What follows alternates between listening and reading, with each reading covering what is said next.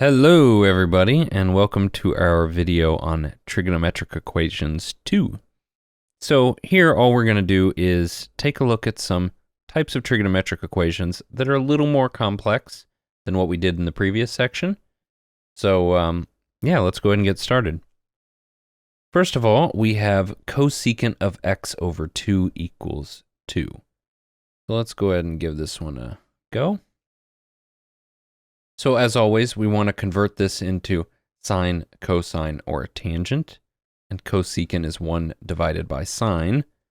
So we can rewrite this as 1 over sine of x over 2 equals 2. And that implies that sine of x divided by 2 is equal to 1/2. And that allows us to rewrite this equation as sine of x divided by 2 equals sine of pi over 6.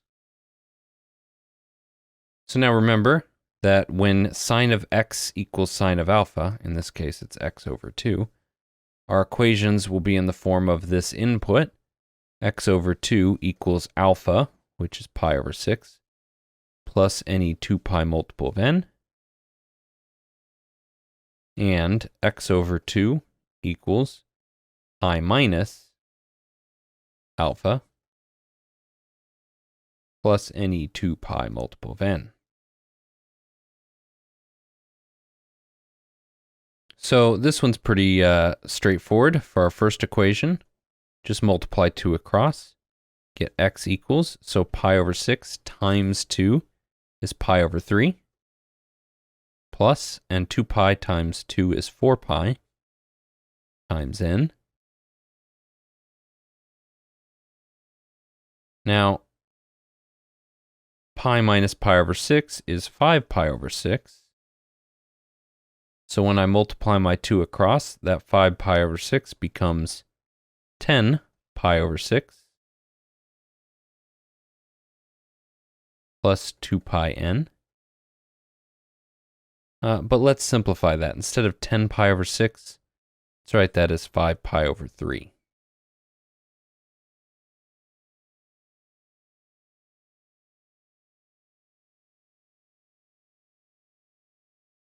Now, remember, it specifies all solutions in the interval from 0 to 2 pi. So as usual, when this is the case, we'll have to plug in some values for n. But this is a simple one. When n equals 0, we get pi over 3 here. If n was equal to 1, we'd be adding 4 pi. That's much too big. If n was equal to -1, we'd be subtracting 4 pi. That'll be negative. So we look at our second equation, and when n equals 0, we get 5 pi thirds. When n equals 1, we're adding, that should have been 4 pi when I multiplied the 2 across. That was a little bit careless. 4 pi. It doesn't actually affect the final answer we get here, but we do want to be careful. And if n was -1, I would be subtracting 4 pi. It's going to be too small. So our final solutions for this one are pi over 3 and 5 pi over 3.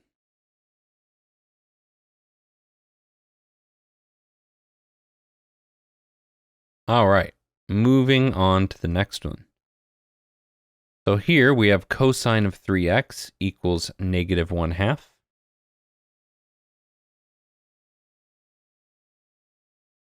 So we can rewrite this as cosine of 3x equals cosine of 2 pi thirds.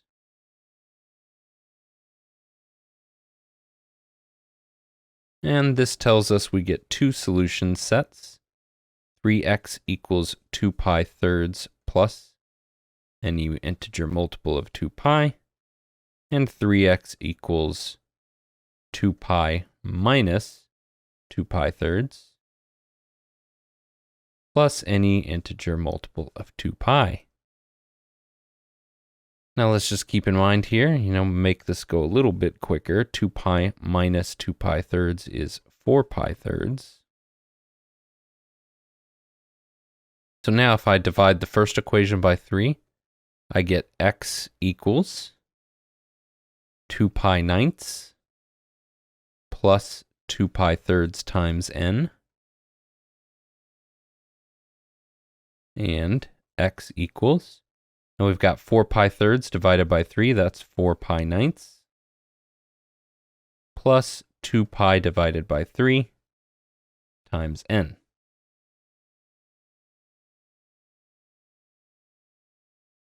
Now here I'm going to have to check multiple n values.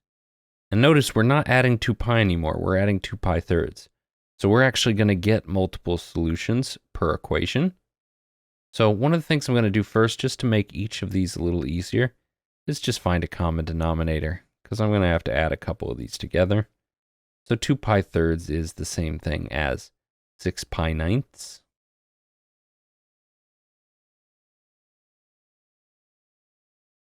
And over here, we've got the x equals 4 pi ninths plus 6 pi ninths times n.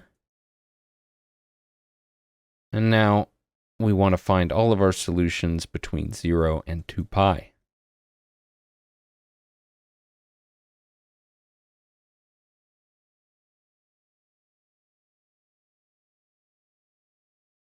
Now, when n equals 0 here, I get 2 pi ninths. But when n equals -1, I would be subtracting 2/3 of pi. That's going to give me a negative number, so that's not going to work. But when I add 1, or when I multiply by, or when I replace n by 1, I should say, I get 2 pi ninths plus 6 pi ninths. That's 8 pi over 9. And that is between 0 and 2 pi, right? So what about when n equals 2? So that's 2 pi over 9 plus 12 pi over 9. That's 14 pi over 9. And 2 pi is 28 pi over 9. Or sorry, 2 pi is 18 pi over 9, not 28, 18 pi over 9. So this is still less than 2 pi, so that's perfect. Now, if we went to n equals 3, this would be 6 pi thirds, which is 2 pi, right? So we would be adding 2 pi. At that point, it's going to be too large. Let's go ahead and look at our other equation here. When n equals 0, we get 4 pi over 9. When n equals -1, we're going to get a negative number. So we don't have to worry about that one.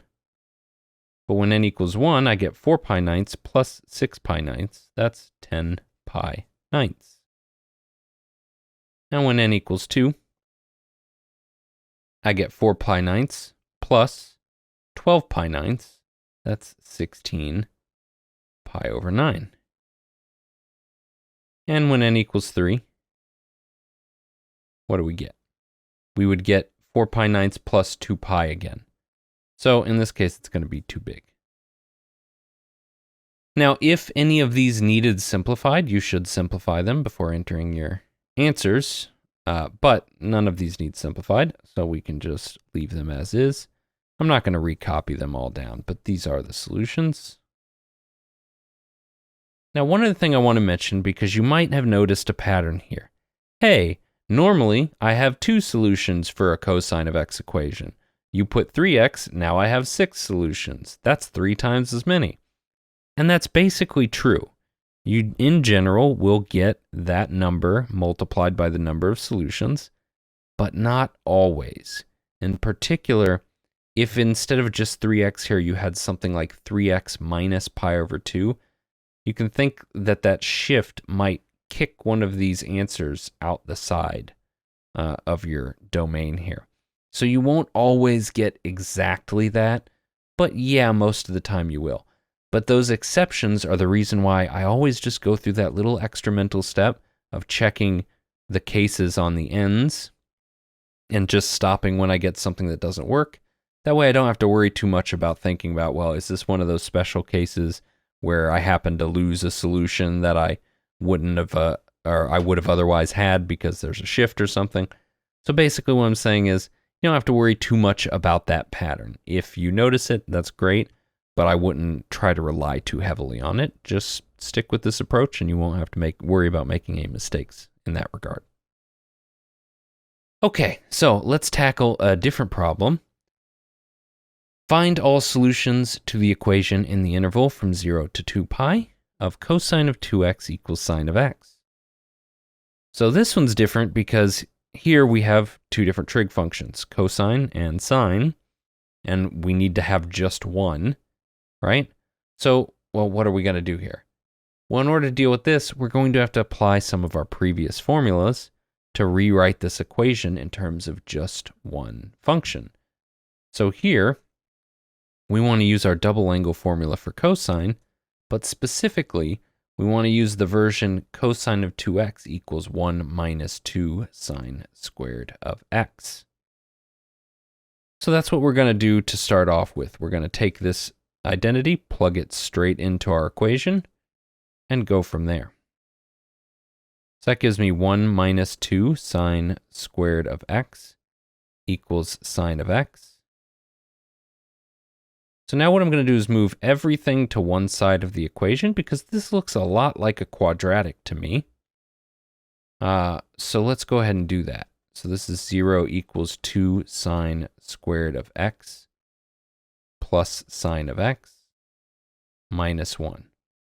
Now I will say there are some cases where the expression you get will be fairly easy to factor even if it has this leading coefficient.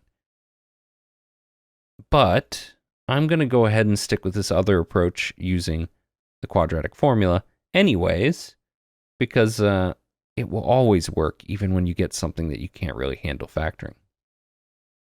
So remember, our quadratic formula says that if you have ax squared plus bx plus c equals 0, then the solutions for x are negative b plus or minus the square root of b squared minus 4ac all over 2a. But here, our equation isn't x squared and x, it's sine of x squared and sine of x. So the way you think of this is you use the quadratic formula, but you replace x with sine of x. Other than that, it works exactly the same way. So here, my solutions will be of the form sine of x equals negative b, but b is 1 here, right? 1 times sine of x. So negative 1 plus or minus square root of negative or positive 1 squared minus 4 times a, which is 2, times c, which is negative 1, all over 2 times a, which is 2.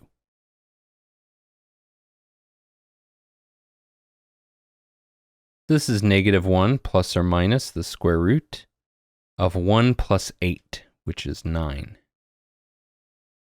over 4. So this implies that sine of x is equal to negative 1 plus or minus 3/4. Sorry, negative 1/4 plus or minus 3/4. And so that implies that sine of x is either equal to negative 1/4 plus 3/4, which is 1/2, or negative 1/4 minus 3/4, which is negative 1. So we're going to set up these two equations and solve these, and then we'll be good to go. So if sine of x equals 1/2, then that gives us that sine of x equals sine of pi over 6. And if sine of x equals negative 1, well, that one's actually a simpler case, right? So this is the quadrantal angle, sine of x equals negative 1. So there's only a single place on the unit circle where sine can take the value negative 1. And that's at the angle 3 pi over 2. So unlike most of our trigonometric equations where we get two sets of solutions, there's only one here because there's only one point that corresponds to the y value negative 1. So here, all of our equations for sine of x equals negative 1 is just x equals 3 pi over 2 plus 2 pi n. Now, for sine of x equals sine of pi over 6, we get two equations.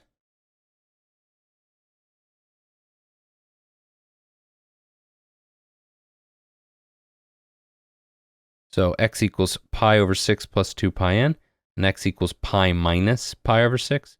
I'm just going to skip straight to writing 5 pi over 6.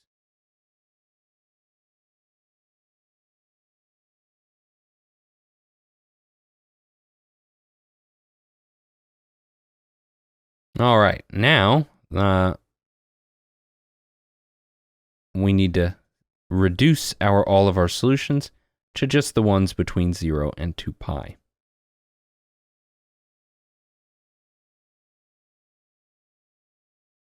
And in this case, I'm going to skip my usual steps here because these are all plus multiples of 2 pi, right? So I'm just going to get the one solution from here, that's pi over 6. One solution from here, that's 5 pi over 6. And one solution from here, that's 3 pi over 2.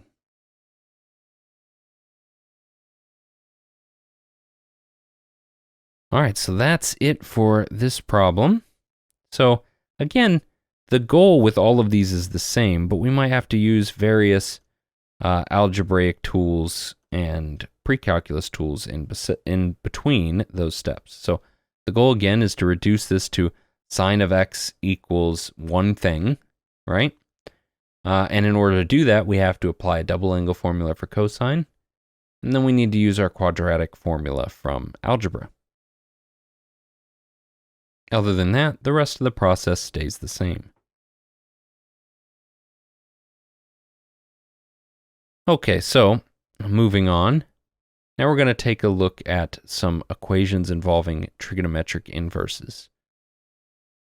Now for these problems, we don't really have so much of a single kind of approach. Each problem is fairly unique and will require approaching it with a unique set of algebraic skills and trigonometric skills. So we're just going to do a couple examples, and just keep in mind you may have other slightly different approaches you need to employ to solve other problems involving trigonometric inverses. So for example number 4 here, we're going to start out by trying to isolate sine inverse of x plus 1. So I'm going to do that by first subtracting pi over 4 from both sides. This gives us 3 times sine inverse of x plus 1 equals just pi. 5 pi over 4 minus pi over 4 is 4 pi over 4, which is pi. And so then I'm going to divide by 3, and I get sine inverse of x plus 1 equals pi over 3. But inverses switch inputs and outputs, so if sine inverse of x plus 1 equals pi over 3, then sine of pi over 3 equals x plus 1. Sine of pi over 3 is the square root of 3 over 2. So if I subtract 1, I get that square root of 3 over 2 minus 1 is equal to x. And that's my solution. So that one was pretty straightforward. You solve this just like you would any normal algebraic equation by first isolating this function. And then once you've done that, you have to apply your inverse definition here to switch your equation in terms of sine. And then you evaluate that and just solve it again like a normal old algebraic equation.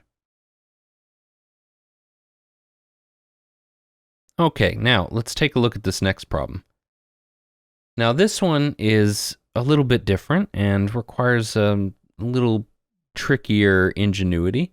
Now this trick really comes up fairly frequently in these types of trig inverse equations. So it's something you should definitely consider using or consider if you need to use it during your problems. So the first thing is that we're going to think about what is sine inverse of x. Well, sine inverse of x is an angle. Call it theta, right? So theta equals sine inverse of x.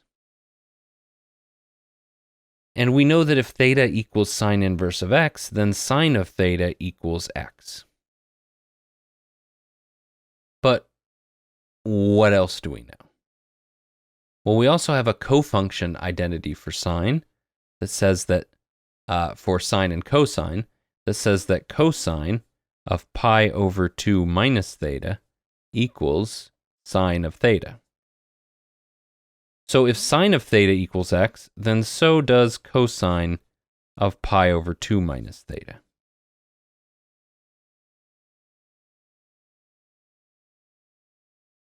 Right, sine of theta equals x, and sine of theta equals cosine of pi over 2 minus theta. So cosine of pi over 2 minus theta equals x. So what we're going to do here is just do these substitutions and write everything in terms of theta. And that's going to let us break down the algebra into something a little simpler. And we should be able to make some good progress there. So now we go back to solving our equation. So sine inverse of x is theta minus cosine inverse of cosine of pi over 2 minus theta. So again, here, all we're doing is replacing x with cosine of pi over 2 minus theta.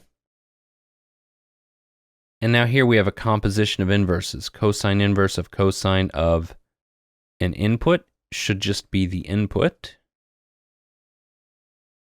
So this is theta minus, in parentheses, pi over 2 minus theta equals pi over 4.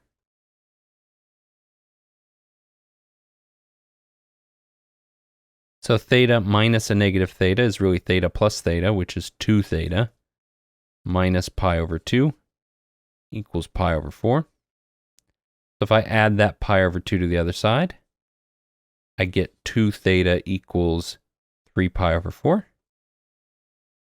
And then if I divide that, I get theta equals 3 pi over 8. Now, the temptation would be to stop here, but we're not actually done because remember, we're solving for x.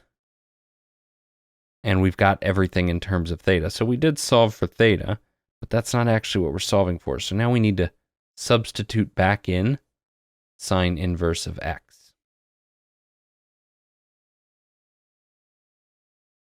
So the whole idea here was that by writing these things in terms of theta, that actually allowed us to simplify everything and actually resolve this in terms of sine inverse of x.